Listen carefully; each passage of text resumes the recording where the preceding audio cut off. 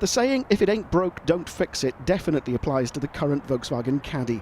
It's only the fourth model to carry the name, even though the original Caddy was launched in 1978. It boasts a range of clever features, these asymmetric mirrors for example, and is available in both long and short wheelbase versions, as well as a combi. 3 trim levels are offered, our test vehicle being the entry-level Startline model with a few of the options boxes ticked, such as alloy wheels. All 3 engine options are Euro 6 compliant 2-litre diesels with a range of power outputs, while there's also a Blue Motion variant that'll return over 65 miles to the gallon. Our van had the most powerful engine under the bonnet, a 150 PS motor that'll still give you around 55 mpg, depending on how you drive it. AdBlue is used on all engines.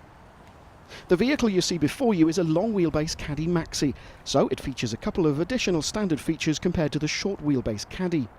The asymmetric split rear doors include opaque glass, but the doors on both vehicles fold right back to allow easy loading. Similarly, the Caddy Maxi gets sliding doors on both sides, while the Caddy only gets one as standard, with the offside door available as an option. The standard fit bulkheads are also slightly different. Both are full height, but the bulkhead in the Maxi is completely solid, rather than the half-solid, half-mesh version in the Caddy.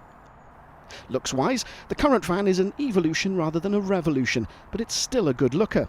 The interior is pretty standard VW, so expect hard-wearing plastics instead of the soft-touch stuff, but there's a host of standard kit, including a DAB radio and Bluetooth connectivity.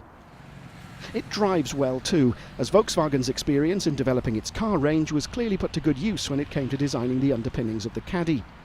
We didn't get the opportunity to test it fully laden, but even empty it didn't bounce and skip around like some small vans we've tested. The 150 PS engine meant it pulled eagerly, but we've also sampled the less powerful engines in the range, and the middle engine of the 3, the 102 PS version, is our favourite. The Caddy on test sported a 6-speed manual gearbox. 5-speed manual transmissions are also available, while if you opt for an automatic, you'll benefit from the Volkswagen Group's highly regarded 6-speed DSG. I've already mentioned some of the equipment that comes as standard, such as DAB and Bluetooth, but the entry-level Startline models also get half-height load area panels, load-securing rings, and a whole host of safety programs such as ABS, electronic brake distribution, and electronic stability program. Opting for Trendline spec adds cruise control, rear parking sensors and storage bins under the seats, while the range-topping Highline models get air conditioning, a heated windscreen, alloys, and a Thatcham Category 1 immobiliser. As you'd expect, there's also an extensive options list that includes a ladder flap, wood or rubber floor coverings and extra storage. Apart from the dedicated Blue Motion model I mentioned, all Caddies benefit from elements of Blue Motion technology, including start-stop, low rolling resistance tyres and regenerative braking. That should keep fleet managers happy, although owner-drivers will also find a lot to like. The Caddy has a load volume of 3.2 cubic metres, while the Maxi increases that to 4.2 cubic metres. Payload is almost identical, at around 735 kilograms.